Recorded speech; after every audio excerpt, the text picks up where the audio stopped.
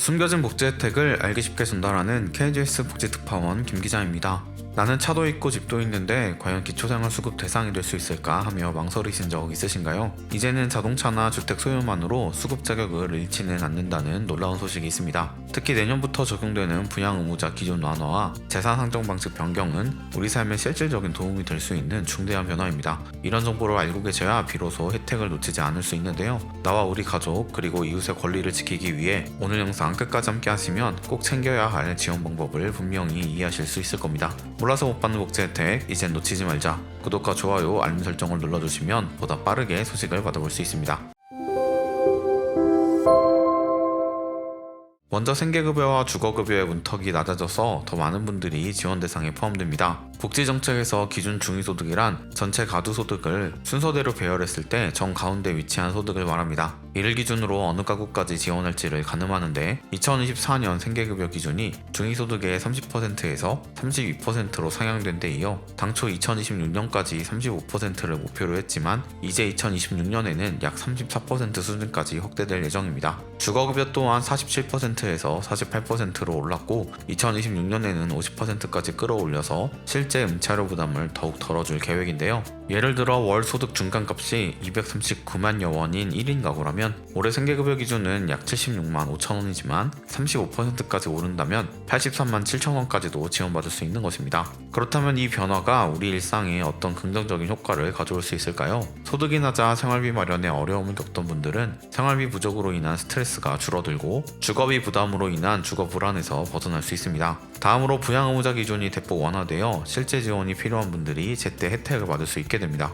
부양 의무자란 수급 신청자가 생활이 어려울 때 도움을 주기로 되어 있는 가족을 말하는데 과거에는 부모나 자녀의 연소득이 1억 원, 재산이 9억 원을 넘으면 지원 대상에서 배제되었습니다. 하지만 이제는 부양 의무자의 연소득 기준이 1억 3천만 원, 재산 기준이 12억 원으로 완화되어 소득이 다소 높은 형제자매나 자녀가 있더라도 기초생활보장 혜택을 받을 가능성이 커졌습니다. 특히 중증 장애인이 있는 가구에 대해서는 부양 의무자 기준을 아예 적용하지 않는 획기적인 조치도 마련되었습니다. 예를 들어 연소득 1억 1천만 원의 아들이 있는 어르신도 이제 아들의 소득이 1억 3천만 원 미만이라면 지원받을 수 있고 가족 중 중증 장애인이 있는 경우에는 아들의 소득과 관계없이 지원이 보장됩니다. 이처럼 부양 의무자 기준이 현실화됨으로써 실제로 도움이 필요한 분들이 복지 사각지대에 머무르지 않도록 문턱을 낮춘 것입니다. 자동차 재산 기준 변화도 눈여겨볼 부분입니다. 그동안 자동차는 재산으로 인정되면 곧바로 연간 소득으로 환산되어 차량가액 그대로 소득 환산액이 인정되었습니다. 예컨대 500만원짜리 차를 소유하면 연간 500만원, 월 41만 7천원의 소득이 있는 것으로 간주된 것이죠. 하지만 현실적으로 자동차가 매달 소득을 창출하는 것은 아니기 때문에 불합리하다는 지적이 많았습니다. 그래서 2025년부터는 제작된 지 10년이 지난 경소형차 또는 차값이 500만원 미만인 차량은 일반 재산으로 분류해 소득 환산율을 4.17%만 적용하기로 했습니다. 즉 500만원짜리 차를 가진 분은 이전에는 매달 약 41만 7천원의 소득으로 계산됐지만 앞으로는 연간 약 20만 8천원, 월 1만 7천원 수준으로 산정되어 수급 자격이 크게 유리해지는 셈입니다. 더 나아가 2016년에는 자동차 재산으로 환산하는 비율을 100%에서 50%로 추가 인하하는 방안도 검토 중이니 곧 더 많은 차량 소유자들이 복지 혜택을 받을 수 있을 전망입니다. 의료급여 본인부담금 제도에도 변화의 바람이 불고 있습니다. 현재 의료급여 1종 수급자는 의원급 의료기관에서 치료를 받을 때 정액제로 1,000원에서 2,000원을 부담하고 상급 종합병원에는 5,000원까지 부담합니다. 이는 이를 정률제로 전환해 의원 4%, 병원 6%, 상급 종합병원 8%, 약국 2%를 부담하는 방안을 마련했으나 취약계층의 의료 접근성이 저하된다는 반발로 보류되었습니다.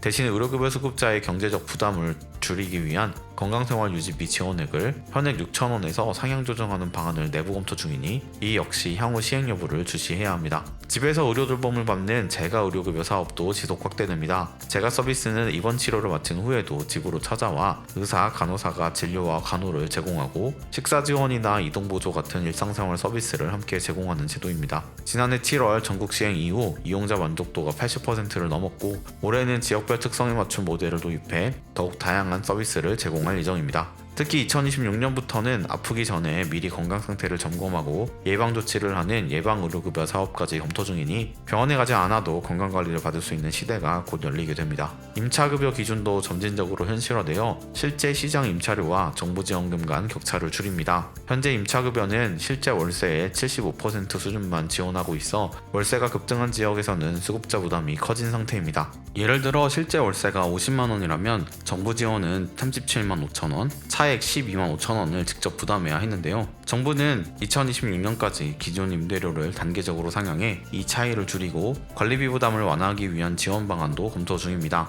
이러한 변화가 시행되면 월세와 관리비로 인한 경제적 압박이 한층 줄어들게 될 것입니다. 마지막으로 주거용 재산의 소득 환산 방식을 손봐야 한다는 목소리가 높습니다. 현재 주거용 재산은 1.04%의 낮은 환산율을 적용하고 있지만 집값 상승분이 그대로 반영되어 지원 금액이 줄거나 자격에서 탈락하는 사례가 발생합니다. 정부는 25주년 맞춤형 급여 10주년을 맞아 제도의 성과와 한계를 돌아보며 주거용 재산 환산율을 더 합리적으로 조정할 수 있는 방안을 논의 중입니다. 오늘은 기초생활보장제도의 주요 개편 방향을 상세히 살펴보았습니다. 중위소득 비율 상향부터 분양의무자 완화, 자동차 주거용 재산 기준 조정, 의료급여, 재가서비스 확대와 임차급여 현실화까지 꼭 알아두어야 할 정보들이었죠. 이 모든 변화는 지원 자격을 확인하고 실제로 신청해야 비로소 여러분의 권리가 됩니다. 아직 확인하지 않으셨다면 지금 복지로나 가까운 주민센터에 문의하셔서 대상 여부를 꼭 점검해 보시길 권합니다. 댓글로 궁금한 점을 남겨주시면 성실히 답변 드리겠습니다. 놓치는 혜택이 없도록 숨겨진 정보를 차단하서는 복지특파원, 저 김기자가 앞으로도 도움되는 소식 전달해 드리도록 하겠습니다. 채널 구독과 좋아요, 알림 설정 부탁드리며 더 좋은 정보로 찾아뵙겠습니다. 지금까지 KGS 복지특파원 김기자였습니다.